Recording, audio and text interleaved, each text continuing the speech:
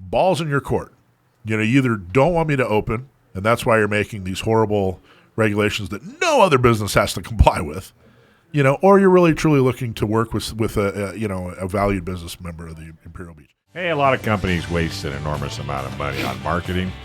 The design is excellent, the photos are beautiful, and your website looks great, but it's just not getting customers. Why? Well, because you don't have the words that make people buy. But now you can fix that with Sage Tree. Sage Tree can help you find the words that make it easy for your customer to understand what you do and how to buy from you. Stop wasting money today and schedule a call. Getting started is super easy. Visit sagetree.com and click on the Schedule an Appointment button. That's sagetree.com and click on the Schedule a Call button now. So we were talking about Dan White and everything that happened with Harvey Milk and Feinstein, and off the air I was reading through the Wikipedia, and I just wanted to read a couple of things that was kind of interesting. So here's what Wikipedia says about Dan White's election. In 1977, White was elected as a Democrat to the San Francisco Board of Supervisors from District 8, which included several neighborhoods near the southeastern limits of San Francisco. At that time, supervisors were elected by district and not at large, as they had been before, and then were again during the 1980s and 1990s. White had strong support from the police and firefighters union. His district was described by the New York Times as, quote, a largely white middle-class section that is hostile to the growing homosexual community of San Francisco, end quote.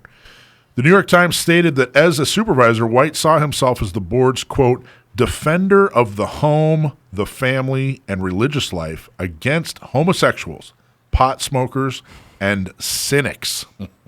Isn't it amazing how things have changed, how times have changed? Yeah, it's amazing. I mean, this was, the 70s.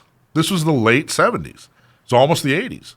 Despite their personal differences, White and Supervisor Harvey Milk had several areas of political agreement and initially worked well together. Milk was one of 3 people from City Hall invited to the baptism of White's newborn child shortly after the election. White persuaded Dianne Feinstein, then president of the Board of Supervisors, to appoint Milk chairman of the Streets and Transportation Committee. White held a mixed record on gay rights. Remember, this is San Francisco.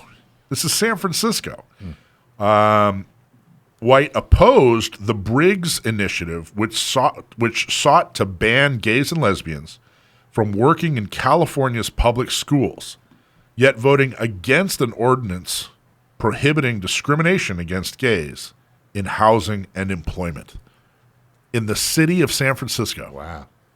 The Roman Catholic Church in April 1978 proposed a facility for juvenile offenders who had committed murder, arson, rape, and other crimes to be operated by the Sisters of the Good Shepherd in White's district. White strongly opposed the facility, while Milk supported it, and their difference of opinion led to a conflict between the two of them. This was a spicy piece of politics, man. I mean, truly, everybody listening out there, this is the 3rd time we've talked about it. Go read this story. Check it out, not just the Wikipedia article that just is kind of the Cliff's Notes.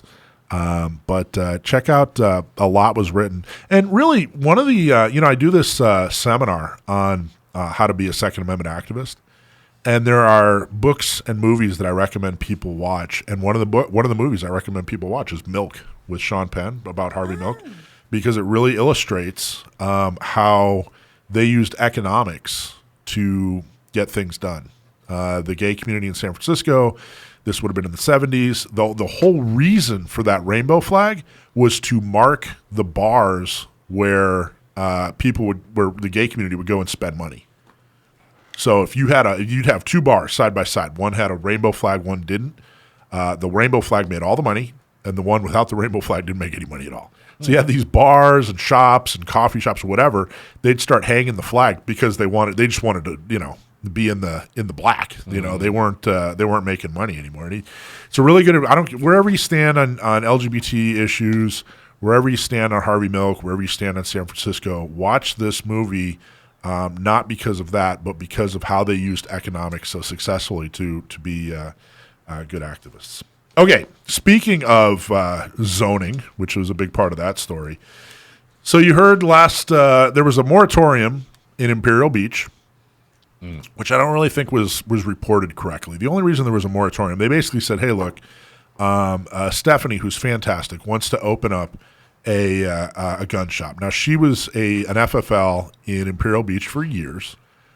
She left the state and came back and wanted to reopen. Not just be an FFL, but she actually her store's going to sell apparel and all kinds of cool stuff.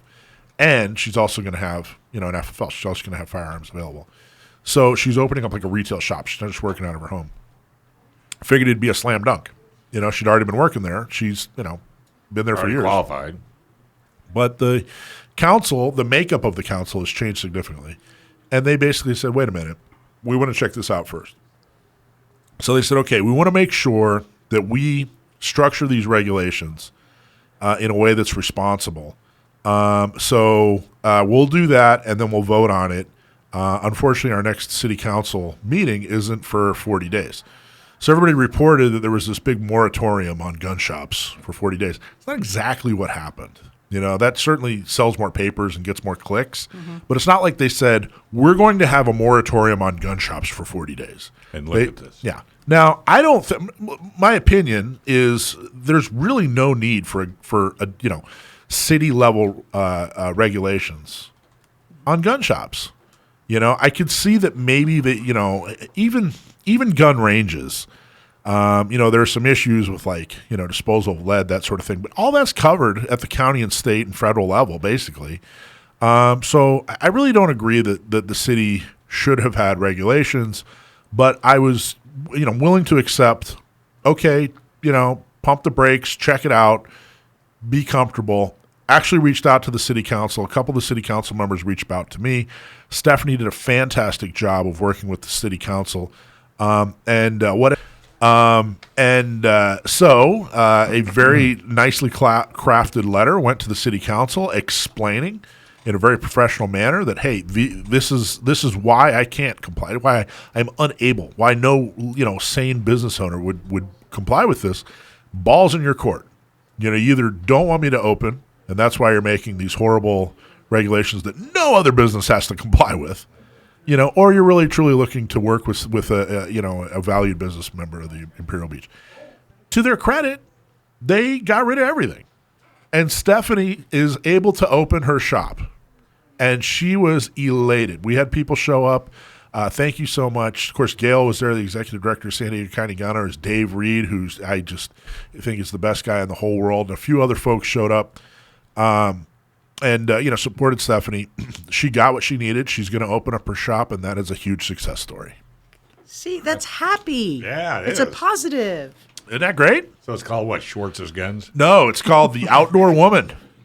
It's I really do think that a girl and a gun, and not me and some of the women's groups in town, we got to figure out how to support Stephanie, because it looks like her business is pointed that direction, and it's not exclusive. It's not just a gun shop. It looks like they're focusing on women's apparel and that sort of thing, especially, in the outdoor realm. So we got to figure out how to. If she can figure out how to clothe some of us bigger ladies, she's going to take it away from 5'11", which might be an okay thing. We've asked and asked and asked, and they don't believe that any of us should have the sizes we are. Should have hips. Yeah. Well, I'm a big fan of hips. There we go. They don't lie. I think she's going to do great. I think we're going to have a big.